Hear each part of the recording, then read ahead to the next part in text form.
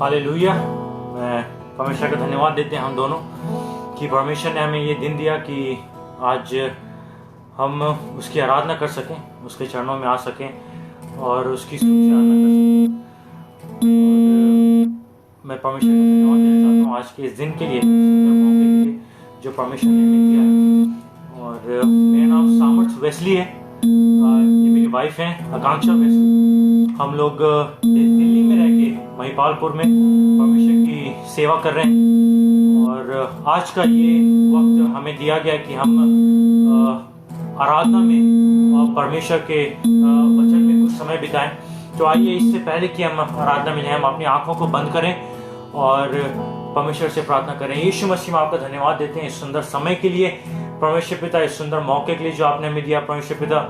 हम घटे आप बढ़े, हमारे जीवनों से निरंतर आपको महिमा होते रहे परमेश्वर पिता। मैं धन्यवाद देता हूँ परमेश्वर पिता सुंदर मौके के लिए जो आपने हमें दिया है परमेश्वर। इस 1 घंटे के समय को परमेश्वर पिता मैं आपके हाथों में सौंपता हूँ परमेश्वर पिता। आप महान हैं परमेश्वर पिता, आप हमारी अगुवाई करें। जितने भी लोग इसे देख रहे हैं सब आशीष पाने पाए परमेश्वर। जो गीत गाए जाते हैं और जो वचन बोले जाते हैं परमेश्वर पिता, सब में परमेश्वर पिता आपकी और सिर्फ आपकी महिमा हो। सारा आदर सारी महिमा आपको देता हूँ, यीशु मसीह के नाम से इस प्रार्थना को मांगता हूँ, आमीन आमीन। आइए हम इस गीत को गाएंगे, जय जय नाम यीशु नाम गाऊं मैं सुबह शाम।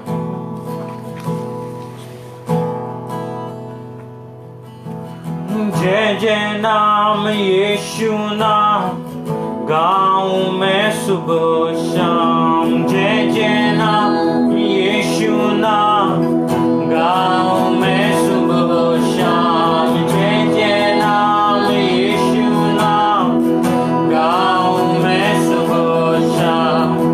बलहीन का सहारा, पापियों का दोस्त है तू।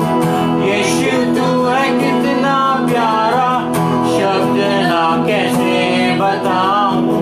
बलहीन का सहारा, पापियों का दोस्त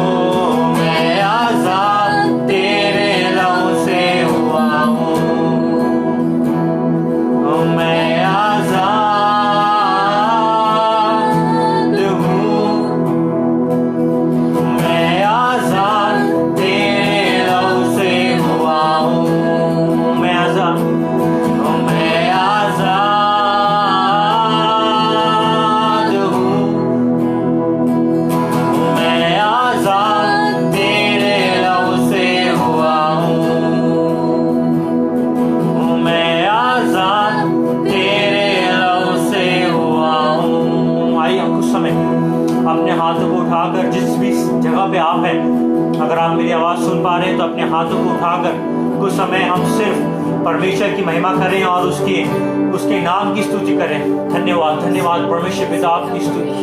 हाँ परमेश्वर पिता, आपने हमें आज़ाद किया, मैं इस बात का धन्यवाद देता हूँ परमेश्वर पिता। हाँ परमेश्वर पिता, आप बढ़े हम घटे, हमारा उठना बैठना चलना फिरना हर एक चीज में परमेश्वर पिता आप महिमा पाने पाए परमेश्वर पिता। धन्यवाद देते हैं परमेश्वर पिता, स्तुति स्तुति स्तुति हो, आपकी स्तुति हो। ओ जीसस परमेश्वर पिता, आपके नाम को ऊंचा उठाते हैं, आपके नाम को ऊंचा उठाते हैं परमेश्वर। धन्यवाद धन्यवाद धन्यवाद धन्यवाद धन्यवाद।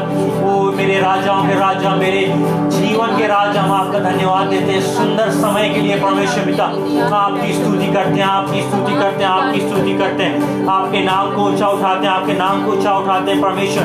धन्यवाद धन्यवाद धन्यवाद धन्यवाद। स्तुति स्तुति स्तुति, मेरे एकमात्र सहारा, मेरा भरोसा हाँ परमेश्वर पिता सिर्फ आप पे है परमेश्वर पिता। इस समय परमेश्वर पिता हर एक लोग को अपने सामर्थ से भर दे परमेश्वर पिता, अपनी आत्मा को हम सब पर उंडेल दे परमेश्वर पिता। हम सब आपकी आत्मा में भर जाना चाहते हैं, आपकी उपस्थिति में भर जाना चाहते हैं परमेश्वर पिता। हाँ परमेश्वर पिता, आपकी स्तुति स्तुति स्तुति स्तुति। ओ हालेलुया हालेलुया हालेलुया हालेलुया। Thank you Jesus. आपके नाम को ऊंचा उठाते हैं, आपके नाम को ऊंचा उठाते हैं परमेश्वर। आपकी उपस्थिति के लिए परमेश्वर पिता, आपके उस महान बड़े काम के लिए हम आपको ऊंचा उठाते हैं। धन्यवाद धन्यवाद धन्यवाद धन्यवाद देते हैं। हालेलुया हालेलुया हालेलुया परमेश्वर। धन्यवाद देते हैं परमेश्वर पिता आज के दिन के लिए। धन्यवाद देते हैं परमेश्वर पिता क्योंकि आप महान हैं।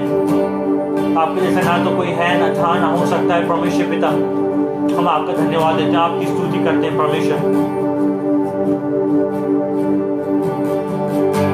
यीशु मसीह भरोसा मेरा, तू ही सहारा है मेरा। मुश्किल समय में तू ही दिलासा, साथ रहेगा तू सदा। यीशु मसीह भरोसा मेरा, तू ही सहारा है मेरा। मुश्किल समय में, मुश्किल समय में तू ही दिलासा, साथ रहेगा तू सदा। करुणा भलाई, करुणा भलाई सदा रहेगी मुझ पर। तेरी विश्वास योग्यता देखूंगा मैं उम्र भर। मैं हाथ उठाकर गाऊंगा, यीशु तेरा नाम रहे ऊंचा। मैं हाथ उठाकर गाऊंगा, यीशु तेरा नाम रहे ऊंचा। मौत से है बचाया तूने, जीवन नया है दे दिया। नाम लेकर पुकारा मुझे, महिमा से मुझको भर दिया। मौत से है बचाया तूने, जीवन नया है दे दिया। नाम लेकर पुकारा मुझे, महिमा से मुझको भर दिया। करुणा भलाई तेरी सदा रहेगी मुझ पर। तेरी विश्वास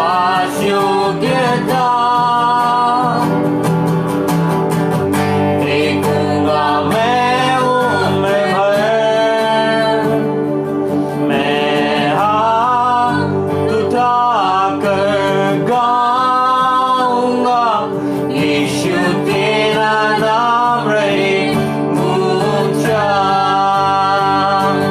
मैं हाथ उठाकर गाऊंगा, यीशु तेरा नाम रहे ऊंचा।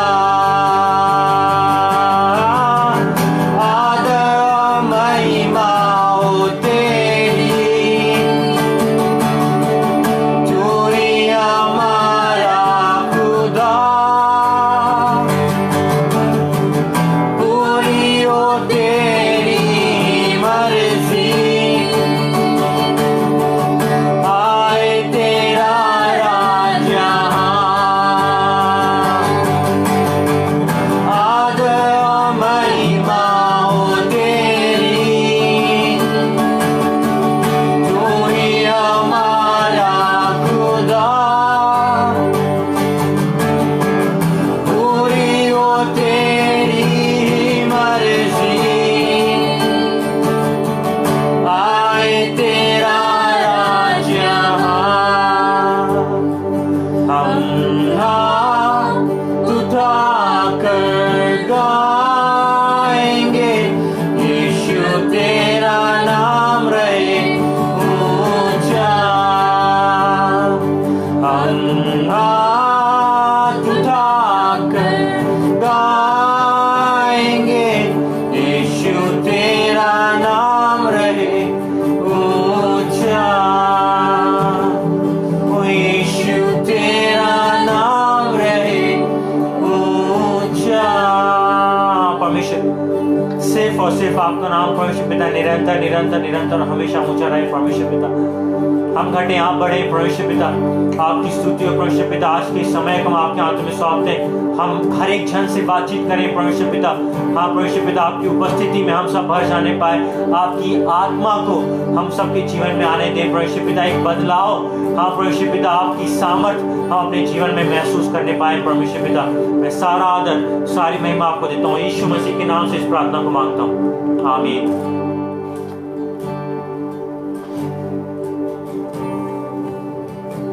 अभी हम थोड़ी देर के लिए वचन में जाएंगे और मैं थोड़ी देर के लिए बोलूँगी, और उसके लिए हम देखेंगे मत्ती उसका 5:13। वहाँ पर इस प्रकार से लिखा हुआ है, तुम पृथ्वी के नमक हो, परंतु यदि नमक का स्वाद बिगड़ जाए तो वह फिर किस वस्तु से नमकीन किया जाएगा। हमने इस वचन को बहुत बार पढ़ा है और बहुत बार सुना है, लेकिन आज हम देखेंगे कि पहले वो शुरू करता है और यहाँ पे लिखता है कि तुम पृथ्वी के नमक हो, और फिर कहता है परंतु यदि नमक का स्वाद बिगड़ जाए तो वो फिर किस वस्तु से नमकीन किया जाएगा। नमक भी नमक इसलिए कहलाता है क्योंकि उसमें एक स्वाद है, वो स्वाद नमकीन स्वाद है, जिसकी वजह से उसको नमक कहते हैं। अगर उसमें वो स्वाद नमकीन का नहीं होगा तो वो नमक नहीं कहलाएगा। और यहाँ पर परमेश्वर जो वचन कहता है वो लिखता है कि आपको और हमको वो नमक कहता है, और वो अगर हम नमक है तो इसका मतलब हमें भी कुछ स्वाद है या कुछ है, इसलिए हम नमक कहलाते हैं। और मैं आपको बताना चाहती हूँ कि हम नमक कहलाते हैं और हमें वो क्या है या क्या स्वाद है जो हमें नमक बनाता है। हमें जो स्वाद है जो हमें नमक बनाता है वो है यीशु मसीह। अगर हमारे जीवन में यीशु मसीह नहीं है तो जो नमकीन का स्वाद है वो हमारे अंदर नहीं होगा और हम फिर नमक नहीं कहलाएंगे। लेकिन परमेश्वर का वचन यहाँ पे कहता है कि तुम पृथ्वी के नमक हो, और हम और आप नमक इसलिए हैं क्योंकि हमारे अंदर वो स्वाद है जो यीशु मसीह के रूप में है। हम में वो स्वाद है जो यीशु मसीह के रूप में है, हमारे पास वो स्वाद है जो यीशु मसीह के रूप में है, इसलिए वो आपको और हमें नमक कहता है। और वो इसलिए आगे कहता है कि परंतु यदि नमक का स्वाद बिगड़ जाए, हिंदी में लिखा हुआ है नमक का स्वाद बिगड़ जाए, अगर इंग्लिश में देखेंगे तो लिखा हुआ है कि यदि नमक उस नमकीनपन को खो दे तो वो फिर किसी काम का नहीं। इसी प्रकार से वो हमारे जीवन के लिए कह रहा है कि हम नमक है और हमारे अंदर जो नमकीन स्वाद है वो है यीशु मसीह। और वो कहता है कि हम उस नमकीन स्वाद को अगर अपने जीवन से, अगर हम यीशु मसीह को अपने जीवन से खो देंगे तो फिर हम किसी काम के नहीं।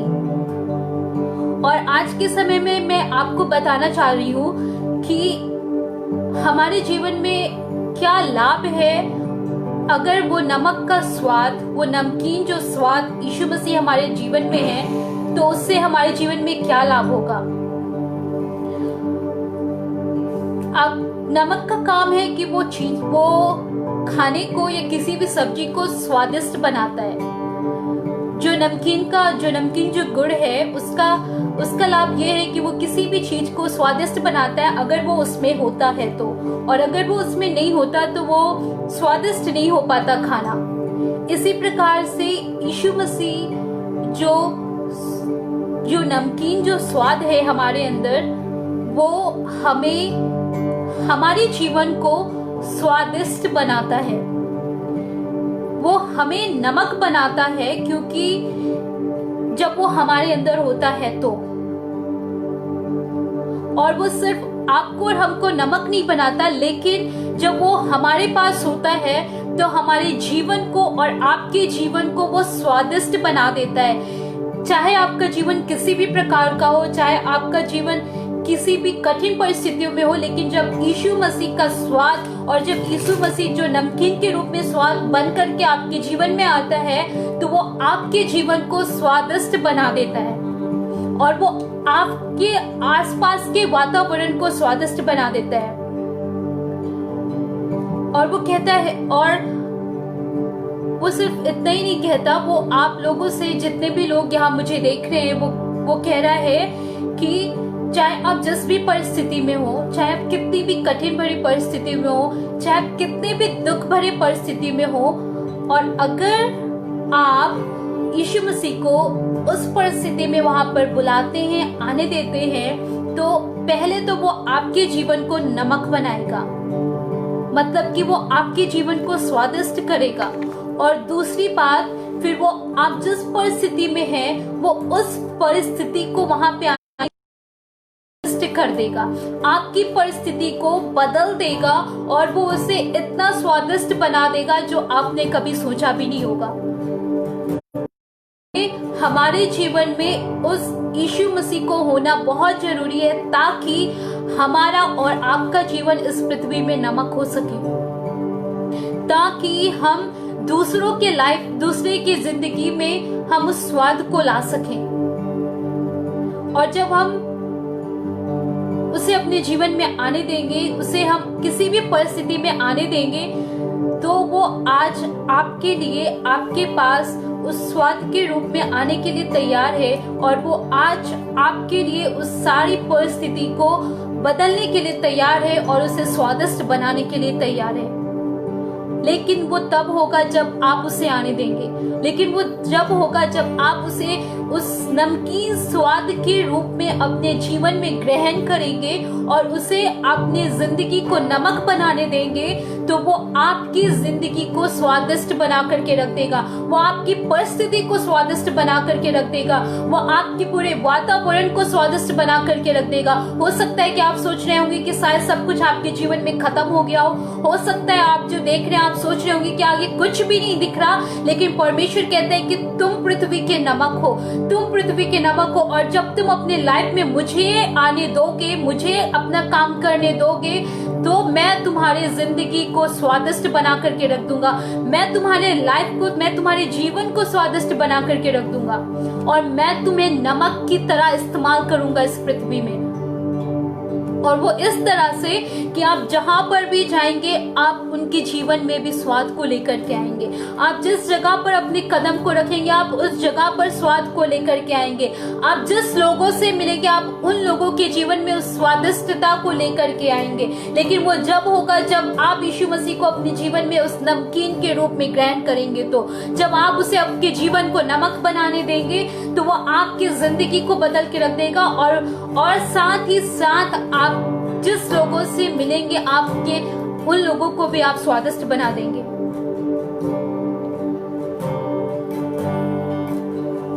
परमेश्वर आज तैयार है कि वो आपकी जिंदगी को स्वादिष्ट कर दे, वो आपकी जिंदगी को इतना अच्छा बना दे कि आप जो आपने कभी सोचा भी ना हो सकता है आप जो कोई भी मुझे जो देख रहे हैं, आप अपने जीवन से बहुत हताश हैं, आप अपने जीवन से बहुत निराश हैं, या फिर आप सोच रहे होंगे कि चीजें आपके अनुसार काम नहीं कर रही, या फिर चीजें सही ढंग से नहीं चल रही, या फिर जो कुछ भी है आपको लग रहा होगा कि शायद वहां पे सब कुछ खत्म हो गया, या फिर आपको लग रहा होगा कि मैं किसी लायक नहीं हूँ, मैं कुछ नहीं कर सकती या कुछ नहीं कर सकता। आप सोच रहे होंगे कि शायद मैं इतनी मूल्यवान नहीं हूँ, इतनी खूबसूरत नहीं हूँ, या इतना अच्छा दिखने में नहीं हूँ। लेकिन परमेश्वर का वचन आज आपसे कहता है, इस समय आपसे कहता है कि मुझे अपने जीवन में आने दो, और फिर देखो मैं तुम्हारे लिए तुम्हारी जिंदगी कितनी सुंदर और कितना स्वादिष्ट बनाऊंगा। परमेश्वर का वचन कहता है कि तुम मुझे अपनी जिंदगी में आने दो और मैं तुम्हारे जीवन को नमक बना दूंगा, मैं तुम्हारे जीवन को स्वादिष्ट बना दूंगा। वो आपके लिए, आपकी परिस्थिति को बदलने के लिए वो लड़ेगा कि आपका जो जीवन है वो स्वादिष्ट बन जाए। आपको शायद अभी कुछ भी नहीं दिखाई दे रहा होगा, आपको लग रहा होगा कि सब कुछ खत्म हो गया, लेकिन वो खत्म नहीं हुआ है। वो आज भी आपके लिए सब कुछ नया करने के लिए तैयार है। वो आज भी आपके इस उलझन जैसे जीवन को सुलझाने के लिए तैयार है। वो आज भी आपके इस उलझन जैसे जीवन में उस स्वाद को लेके आने के लिए तैयार है। वो आज भी जिस जीवन में स्वाद नहीं है उस स्वाद को लेकर के आने के लिए तैयार है। वो आज भी आपको नमक बनाने के लिए तैयार है। लेकिन बस इतना जरूरी है कि आप अपने जीवन को उसको दे दीजिए और उसे अपने जीवन में आने दीजिए, ताकि वो आपको नमक के जैसे इस्तेमाल करे इस पृथ्वी पर। और वो आज आपको करने के लिए तैयार है, और वो चाहता है कि आपके जीवन को बदल दे। वो चाहता है कि आज आपके जीवन को बहुत स्वादिष्ट बना दे, ताकि आप जब हर एक कदम में आप अपने कदम को रखें और जब आप उस परिस्थिति को चखें तो आपको वो परिस्थिति बहुत स्वादिष्ट लगे। ताकि आप चाहे जिस भी परिस्थिति में होकर के जाए, और आप जब उस कठिन परिस्थिति में हो तो आपको उस समय भी आपका जीवन बहुत स्वादिष्ट लगे, ताकि आप उस स्वाद को चख सके अपने जीवन में। वो आपके लिए लड़ता है ताकि आपके जीवन को स्वादिष्ट बना सके। और मैं आप हर लोग से ये कहना चाहती हूँ कि अगर यीशु मसीह आपके जीवन में है और वो आपके साथ में है और आपने उसे अपने पास रखा है, अपने अंदर रखा है, तो आपके लिए वो बहुत कुछ स्वादिष्ट करने जा रहा है। शायद आज या फिर शायद कल या फिर कुछ दिन के बाद, लेकिन अगर आप यीशु मसीह को हमेशा अपने जीवन में रखेंगे तो उसने आपको नमक कहा है, और आप जहाँ कहीं भी जाएंगे आप उस स्वाद को लेकर के आएंगे। आप जहाँ कहीं भी जाएंगे आप लोगों के जीवन में स्वाद को लेकर के आएंगे। आप जिस जगह में भी जाएंगे आप उस जगह में उस स्वादिष्टता को लेकर के आएंगे, आप बदलाव को लेकर के आएंगे, और आपके जीवन में बदलाव होगा जब आप यीशु मसीह को अपने पास रखेंगे। जब आप उस स्वादिष्टता को नहीं खोएंगे तो परमेश्वर यीशु मसीह आपके लिए इन सारे काम को आज करने के लिए तैयार है, और ये आपकी सारी परिस्थिति को बदलने के लिए तैयार है अगर आप ऐसा करेंगे तो। और मैं परमेश्वर को धन्यवाद देती हूँ उस वचन के लिए, इस छोटे से समय के लिए, और मैं प्रार्थना करती हूँ कि जिन लोगों ने भी इस वचन को सुना है, मैं आशीष मांगती हूँ कि परमेश्वर उन सब के जीवन में आशीष को देने पाए।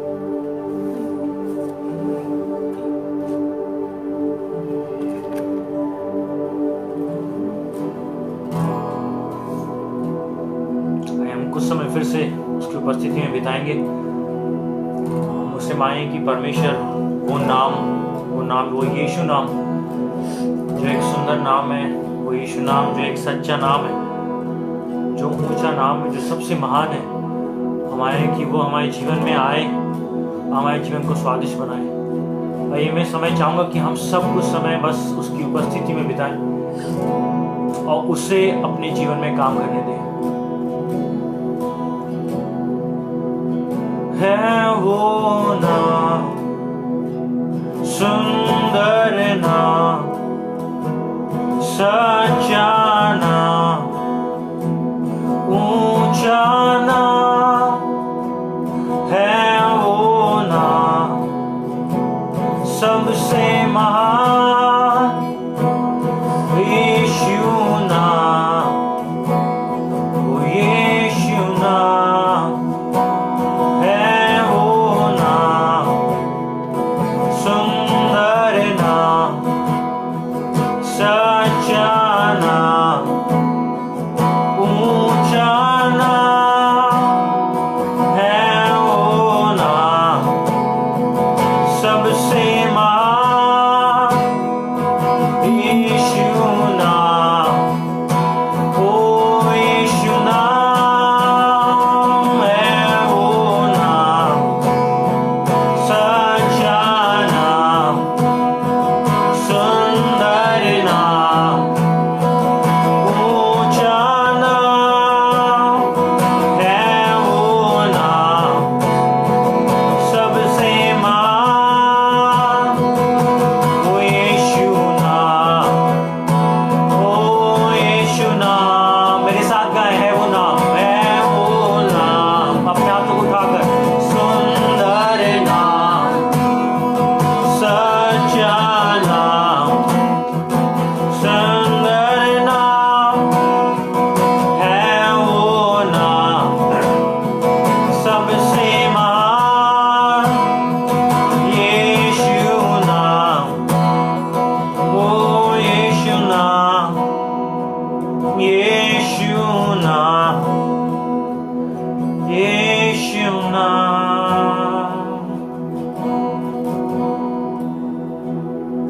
यीशु नाम, यीशु नाम, यीशु नाम, यीशु नाम, यीशु नाम, यीशु नाम की जय। ओ यीशु नाम, यीशु नाम, यीशु नाम, यीशु नाम, यीशु नाम, यीशु नाम की जय।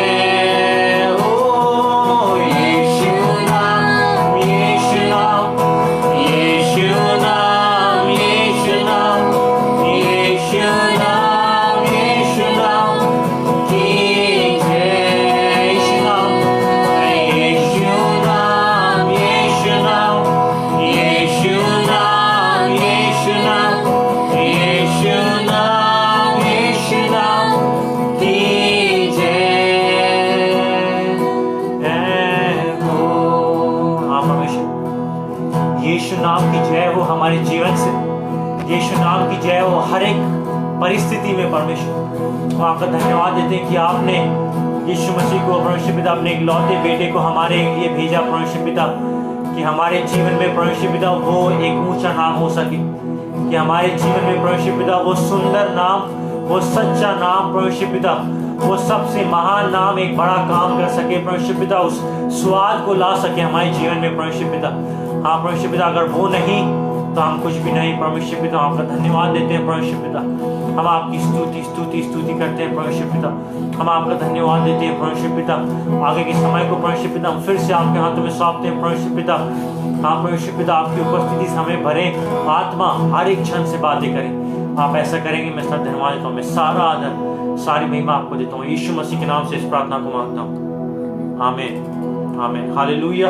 मैं परमेश्वर का धन्यवाद देता हूँ इस सुंदर समय के लिए कि फिर से आज हमें परमेश्वर ने हमारे जीवन में फिर से एक मौका दिया कि हम परमेश्वर के वचन को आपके सामने रख सकें, कुछ समय प्रार्थना में और कुछ समय हम आराधना में बिता सकें। और आइए आज के लिए हम देखेंगे दूसरा कुरिन्थियों उसका 12 और उसका 9 2 कोरिन्थियंस चैप्टर 12 वर्स 19, जिसमें ऐसा लिखा है, पर उसने मुझसे कहा, मेरा अनुग्रह तेरे लिए बहुत है, क्योंकि मेरी सामर्थ निर्बलता में सिद्ध होती है। इसलिए मैं बड़े आनंद से अपने निर्बलताओं पर घमंड करूंगा कि मसीह की सामर्थ मुझ पर छाया करती रहे।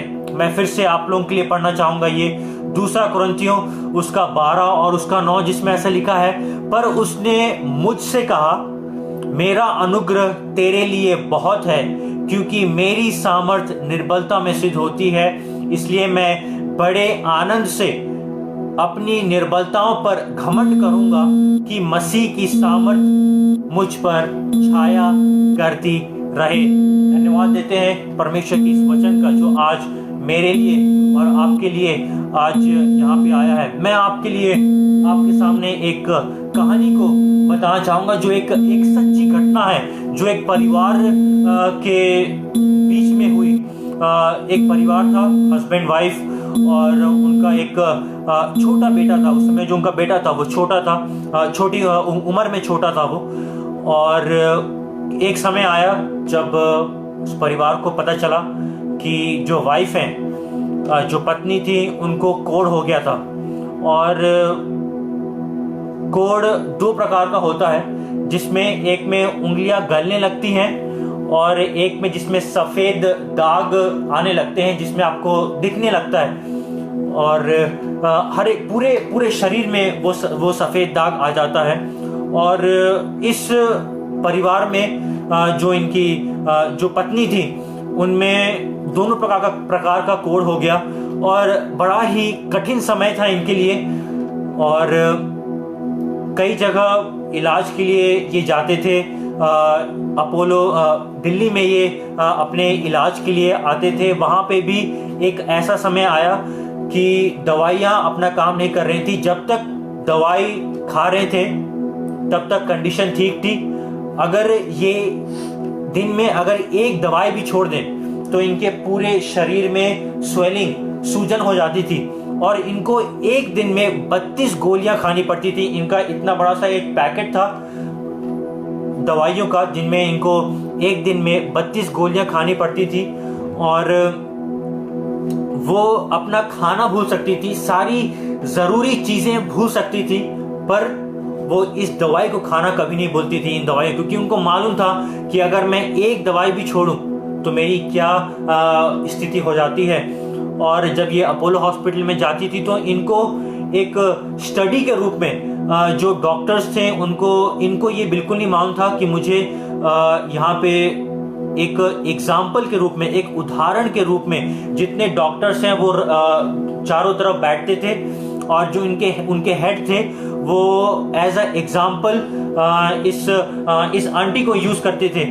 और वो उन्हें बताते थे कि देखो ऐसा होता है, 2 प्रकार के कोढ़ हो जाते हैं और दवाइयाँ भी काम नहीं करती हैं। वो काफ़ी हाई लेवल की दवाइयाँ इस्तेमाल करती थी, स्टेरॉइड्स जिसे हम बोलते हैं, जो काफ़ी स्ट्रांग रहती थी।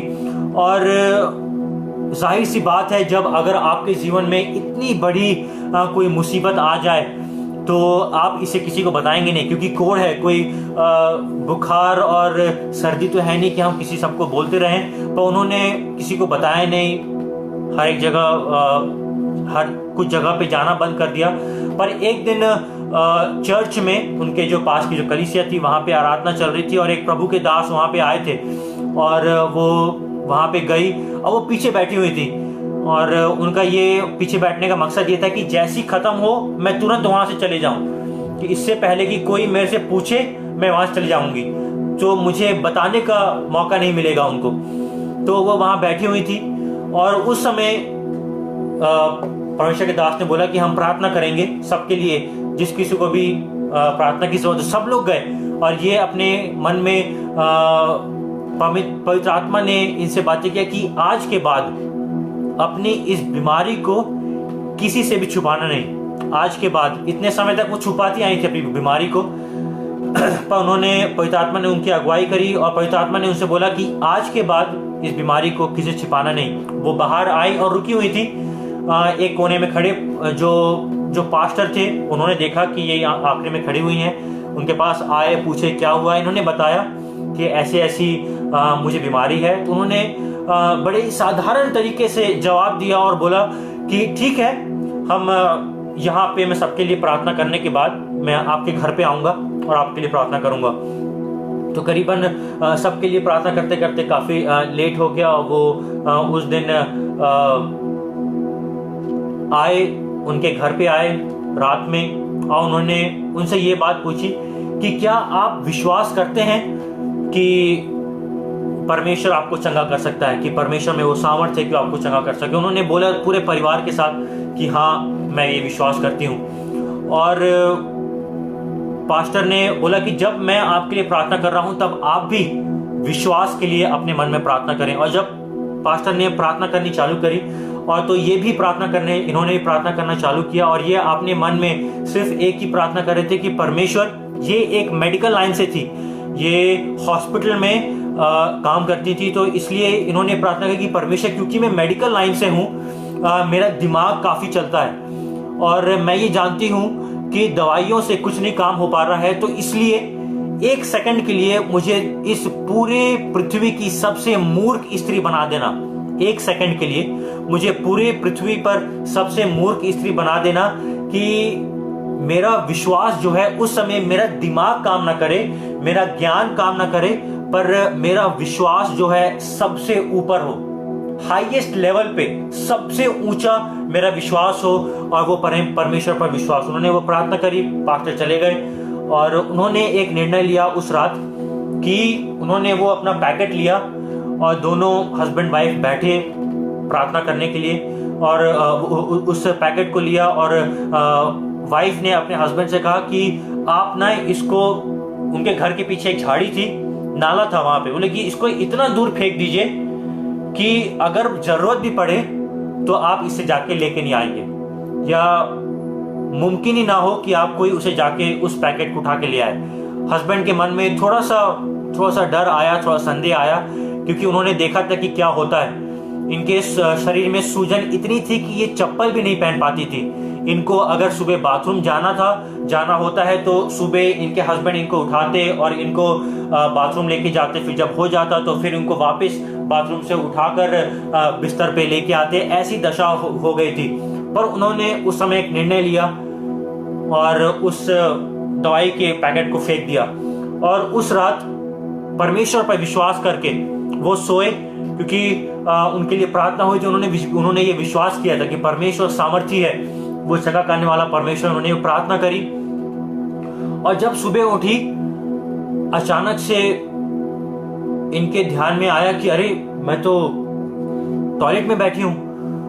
तुरंत ये उठी और देखी कि अरे, मैंने तो चप्पल भी पहनी हुई है। तुरंत जाके ये अपने हस्बैंड को उठाने की, उठिए। सुबह, काफी सुबह थी, सुबह के 4 या 5 बज रहे होंगे। और इनके हस्बैंड को लगा कि जैसे रोज ये मुझे उठाती हैं वैसे ही आज भी उठा रही होंगी।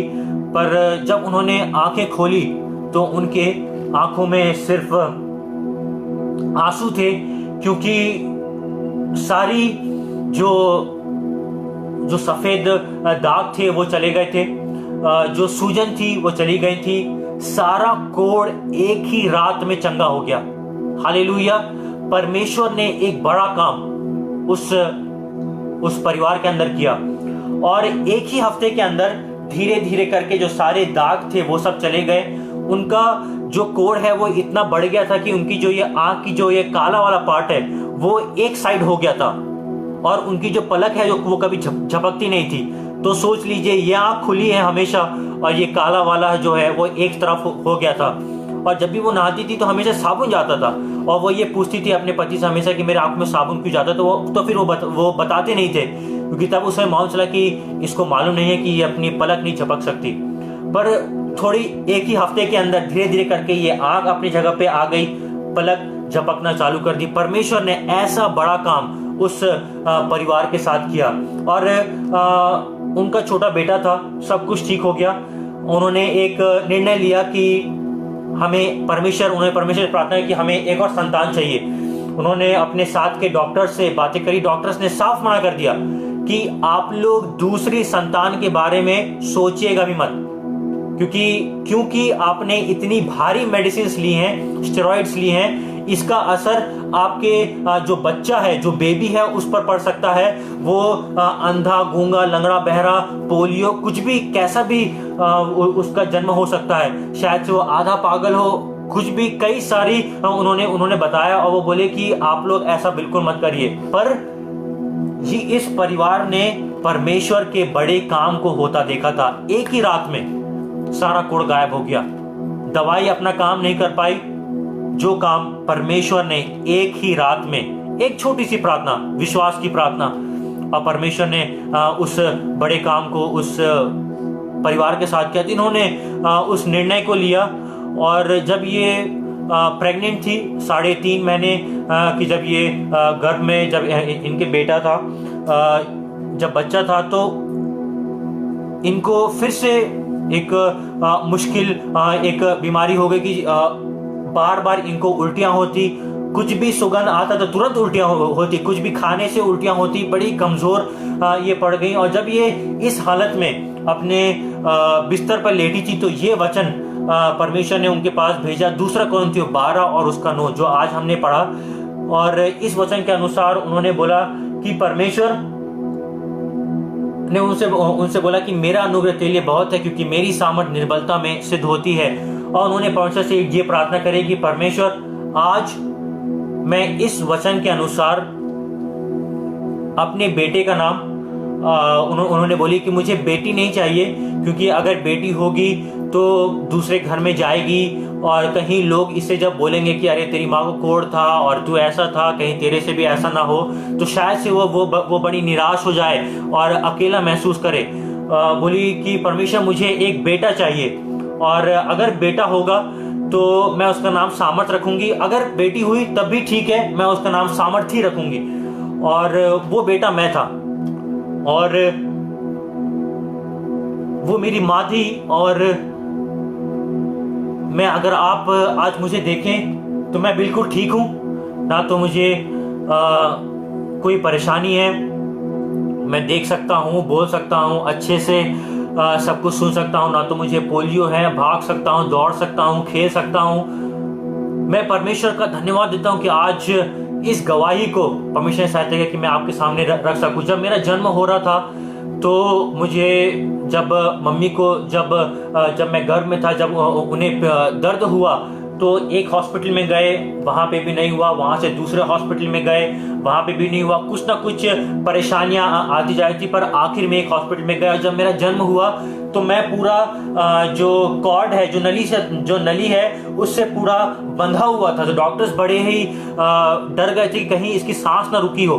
पर जब उन्होंने तुरंत जल्दी खोला और मैं बिल्कुल स्वस्थ था, एक नॉर्मल हेल्दी बेबी वहां पे हुआ। और आज मैं आपके सामने परमेश्वर की सेवा कर रहा हूं। मैं आज जब भी मैं अपने जीवन को देखता हूं, मैं परमेश्वर का धन्यवाद देता हूं उस बड़े आश्चर्य के लिए जो उसने मेरे परिवार के साथ किया, मेरे जीवन से किया। मुझे उस समय से लेकर इस घड़ी तक लाने में सिर्फ और सिर्फ परमेश्वर का जो अनुग्रह है, जो उसकी छाया जो मुझ पे और आपके, जब हम मुश्किल बड़े समय में रहते हैं, जब एक इंसान से जब दवाई अपना काम ना कर पाए, तब परमेश्वर की सामर्थ मेरे और आपके जीवन में काम करती है।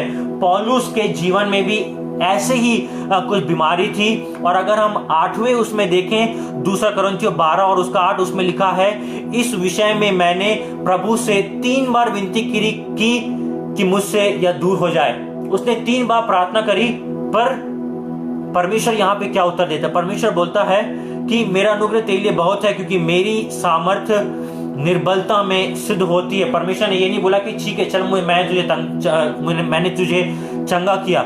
उसकी जो बीमारी है वो उस समय चली नहीं गई, उसकी जो मुश्किल भरा समय है वो उस समय चला नहीं गया, पर परमेश्वर उसको यह बताने की कोशिश किया कि तेरी मुश्किल और तेरी जो बीमारी है वो बड़ा नहीं है, पर मेरा जो अनुग्रह है, जो मेरी सामर्थ है, जो तेरी निर्बलता में काम करती है, वो उस बीमारी से बढ़ के है। परमेश्वर ने उसे उस बीमारी से, उस मुश्किल भरे समय से उठा के अलग नहीं किया, पर परमेश्वर ने उसे बताया कि अगर तू उस मुश्किल भरे समय में है, चिंता मत कर, मेरा अनुग्रह तेरे साथ है और मेरा सामर्थ, जब तू निर्बल होता है तब मेरी सामर्थ उस निर्बलता में काम करती है। जब मैं और आप, अगर आज के इस वक्त अगर आप मुश्किल भरे समय में हो और अगर आपको आप इस प्रश्न को बार बार परमेश्वर से पूछ रहे हो कि परमेश्वर मेरे साथ क्यों, परमेश्वर मेरे जीवन में क्यों, परमेश्वर मेरे परिवार में क्यों, पर मैं आज आपको बताना चाहूंगा कि जब मैं और आप निर्बल होते हैं, परमेश्वर की सामर्थ उस समय काम करती है। हमारे मुश्किल भरे समयों में परमेश्वर हमें उठा के वहां से अलग नहीं कर देता, पर परमेश्वर हमें उसी मुश्किल भरे समयों से लेके जाता है, उस दुख भरी तराइयों से, जैसा भजन संहिता में लिखा है कि अंधकार भरी तराइयों में से वो मुझे लेके जाता है और मुझे किसी बात का डर नहीं। क्यों? क्योंकि हमारा चरवाहा परमेश्वर है, वो हमारे साथ रहता है। उस मुश्किल भरे समयों में उसकी सामर्थ हमारे साथ काम करती है, उस मुश्किल भरे समयों में उसका अनुग्रह हमारे साथ काम करता है। और पौलुस को जब यह बात मालूम चली, इस बात के प्रति जब उसकी आंखें खुल गई, पौलुस बड़ा ही एक विद्वान व्यक्ति था। हम ऐसा ना सोचें कि पौलुस पहले क्योंकि वो दूसरों परमेश्वर के विश्वास योग्य लोगों को सताता था इसलिए उसे परमेश्वर के बारे में नहीं मालूम था। नहीं, पौलुस को सब कुछ मालूम था, पर जब परमेश्वर की बात उसके कान तक पहुंची, जब परमेश्वर का वचन उसके कान तक पहुंचा, जब परमेश्वर के मुंह से बोला गया, इसमें लिखा है पर उसने मुझसे कहा, परमेश्वर ने खुद पौलुस से कहा। परमेश्वर की आवाज जब पौलुस के कानों तक पहुंची तो उसके आंखें खुल गईं। उसके बाद से देखिए वो क्या कहता है, दूसरे भाग में वो कहता है, इसलिए मैं बड़े आनंद से अपनी निर्बलताओं पर घमंड करूंगा कि मसीह की सामर्थ मुझ पर छाया करती रहे। उसकी निर्बलताएं परमेश्वर ने हटा नहीं दिया, उसके मुश्किल भरे समय परमेश्वर ने हटा नहीं दिया, पर परमेश्वर ने ऐसा उससे कुछ कहा, एक ऐसा सच्चाई का उसे मालूम चला कि मुश्किल उसकी थी, पर उसकी मुश्किल से बढ़ के उसका परमेश्वर हो गया। उसका परमेश्वर उस मुश्किल भरे समयों में उसके ऊपर आ गया। उसकी मुश्किलें थी, वो अभी भी उस बीमारी से होकर जा रहा था। और 10 में ये कहता है, इस कारण मैं मसीह के लिए निर्बलता में, निंदाओं में, दरिद्रता में, उपद्रवों में और संकट में प्रसन्न हूं, क्योंकि जब मैं निर्बल होता हूं तभी बलवंत होता हूं। अगर आज आप निर्बल हैं, अगर आज आपको ऐसा लग रहा है कि परमेश्वर, मैं थक गया परमेश्वर अपने जीवन से, अगर आपको ऐसा लग रहा है कि परमेश्वर आपकी मेरे जीवन से क्या इच्छा है, मैं एक फेलियर हूं, मैंने अपने जीवन में कुछ अच्छा नहीं किया, परमेश्वर ना तो मुझसे ये काम हो पा रहा है, ना तो मुझसे ये काम हो पा रहा है, पर परमेश्वर आज आपसे कह रहा है, आज परमेश्वर का यह वचन आपके कानों तक पहुंच रहा है। वो ये कह रहा है कि मेरा अनुग्रह तेरे लिए बहुत है, क्योंकि मेरी सामर्थ निर्बलता में सिद्ध होती है, परफेक्ट, पूरी होती है। निर्बलता में उसकी सामर्थ मेरी और आपके निर्बलता में पूरी होती है। तो अगर आज आप निर्बल हैं, अगर आज आप किसी मुश्किल भरे समयों में, अगर आज कोई बीमारी अगर आपके जीवन में है, परेशानियां आएंगी जरूर, पर आपको हिला नहीं पाएंगी। क्यों? क्योंकि आप आज उस सच्चाई को जान गए, क्योंकि पौलुस उस सच्चाई को जान गया था। क्योंकि हालेलुया। आइए, मैं कह रहा था कि अगर आज आपके जीवन में अगर निर्बलता है, अगर कुछ परेशानियां है, वो निर्बलताएं दूर नहीं होंगी, पर परमेश्वर की सामर्थ उस निर्बलताओं में सिद्ध होंगी। और जब पौलुस को यह बात मालूम चली तो उसका जीवन पूरा बदल गया। वो ये कहता है कि अब मैं बड़े आनंद से अपनी निर्बलताओं पर घमंड करूंगा, कि जब मैं घमंड करूंगा, वो कहता है कि अब से, इसलिए अब मैं बड़े आनंद से अपनी निर्बलताओं पर घमंड करूंगा कि मसीह की सामर्थ मुझ पर छाया करे।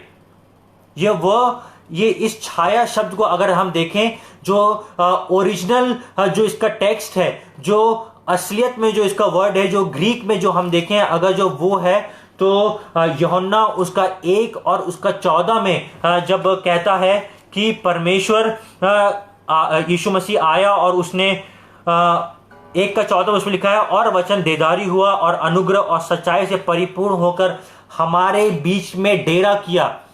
ये वही शब्द है, डेरा करना।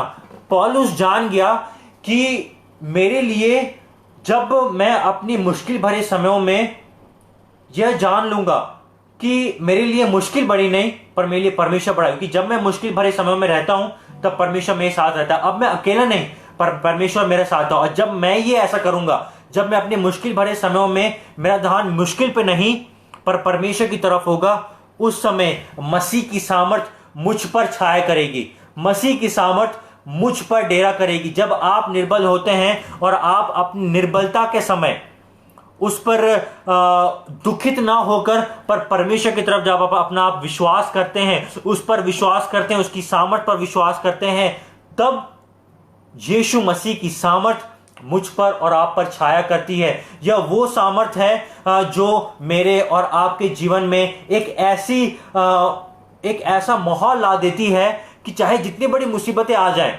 हमारे जीवन से टेंशन खत्म हो जाती, क्योंकि अब परमेश्वर, अब हम अकेले नहीं पर अब परमेश्वर हमारे साथ चलता है। इजरायली भी जब अलग अलग जगहों में जब जा रहे थे तो परमेश्वर ने जब उनको बोला कि जाओ तुम इसे अपने वश में कर लो, जाओ तुम इस देश को अपने वश में कर लो, जाओ तुम इस देश को अपने वश में कर लो, परमेश्वर ने उनसे यह नहीं बोला कि तुम यहीं रुको, मैं तुम्हारे लिए उस देश को वश में करके तुम्हारे हाथों में देता हूं। नहीं, पर परमेश्वर ने बोला तुम जाओ और उसे वश में कर लो।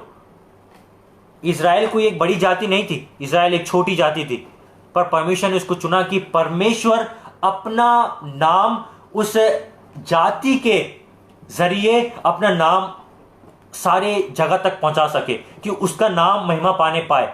और जब उन लोग जाते तो उस जगह को जीत के आते, अपनी सामर्थ्य नहीं पर परमेश्वर की सामर्थ्य। क्यों? क्योंकि परमेश्वर का अनुग्रह उनके लिए बहुत था, क्योंकि जब वह निर्बल होते तब परमेश्वर की सामर्थ उनके जीवनों में काम करती है, परमेश्वर की सामर्थ उसमें सिद्ध होती है। आज मैं आपको उत्साहित करना चाहूंगा, मैं आपको विश्वास दिलाना चाहूंगा कि आज आप अकेले नहीं हैं। परमेश्वर का अनुग्रह आपके साथ है, परमेश्वर की सामर्थ आपके साथ है। अब से, आज के बाद से, आज इस 18 तारीख के बाद से अगर कोई भी परेशानी आती है तो अपने परेशानियों की तरफ आप अपना ज्यादा समय ना दें, या अपने परेशानियों की तरफ आप अपना पूरा मन ना लगाएं, पर अपना मन परमेश्वर की तरफ लगाएं। उस पर विश्वास करें कि परमेश्वर इस परेशानी के द्वारा भी आपका नाम ऊंचा हो, इस परेशानी के द्वारा भी आपका नाम ऊंचा हो, क्योंकि आज आप उस सच्चाई को जान गए हैं। मैं और आप आज उस सच्चाई को जान गए हैं कि मेरे साथ और आपके साथ निर्बलताओं में यीशु मसीह रहता है। मैं आज आपके लिए प्रार्थना करना चाहूंगा कि जो भी लोग मुझे सुन रहे हैं, अगर आज आपके जीवन में कोई कमी है या कोई मुश्किल है या कोई भी ऐसा समय है जिसे आप बड़े परेशान हो, तो आज परमेश्वर आपसे बात करने वाला है। आइए हम अब अपने आंखों को बंद करें और हम प्रार्थना करेंगे। परमेश्वर, हम आपका धन्यवाद धन्यवाद धन्यवाद देते हैं। स्तुति, महिमा, आदर और बड़ाई के योग्य परमेश्वर, आपका धन्यवाद देते हैं कि आपने हमें इस मौका दिया, इस सच्चाई को जानने में सहायता किया परमेश्वर, कि जब हम अपनी निर्बलताओं में परमेश्वर पिता, जब हम घमंड करते हैं परमेश्वर पिता, हाँ परमेश्वर पिता, हमारा ध्यान परमेश्वर पिता आप पर रहता है, तब परमेश्वर की उस मसीह की सामर्थ हम पर छाया करती है। उस मसीह की सामर्थ जो एक जीवन देने वाली, जो चंगा करने वाली जो सामर्थ है परमेश्वर पिता, आज उस सामर्थ को मैं हर एक लोगों पे बोलता हूँ परमेश्वर पिता। जितने लोग आज मुझे सुन पा रहे हैं परमेश्वर पिता, हर एक उन लोगों पर बोलता हूँ परमेश्वर पिता कि आज परमेश्वर की सामर्थ इन सब लोगों के जीवन में छाया करने पाए, डेरा करने पाए। आपका अनुग्रह इनके जीवन में हो, आपका सामर्थ्य इनके जीवन में हो। अभी इसी वक्त पवित्र आत्मा इनको अपनी उपस्थिति से भर दें, अपनी सामर्थ्य से भर दें परमेश्वर, कि ये आज के बाद कभी परमेश्वर पिता निराश ना हो, पर आनंदित रहें परमेश्वर पिता, क्योंकि आपका अनुग्रह, आपका सामर्थ्य और आपकी मसीह, आपकी छाया इन लोगों पर डेरा करती है। मैं आपको धन्यवाद देता हूँ सुंदर समय के लिए परमेश्वर पिता, कि आपने हमें इस्तेमाल किया परमेश्वर पिता, हमें भी परमेश्वर पिता आशीष के रूप में परमेश्वर पिता इस्तेमाल किया। हम इसलिए आपका धन्यवाद देते हैं। मैं सारा आदर सारी महिमा आपको देता हूँ और यीशु मसीह के नाम से इस प्रार्थना को मांगता हूँ, आमीन। परमेश्वर आप सबको आशीष दे। जय मसीह की।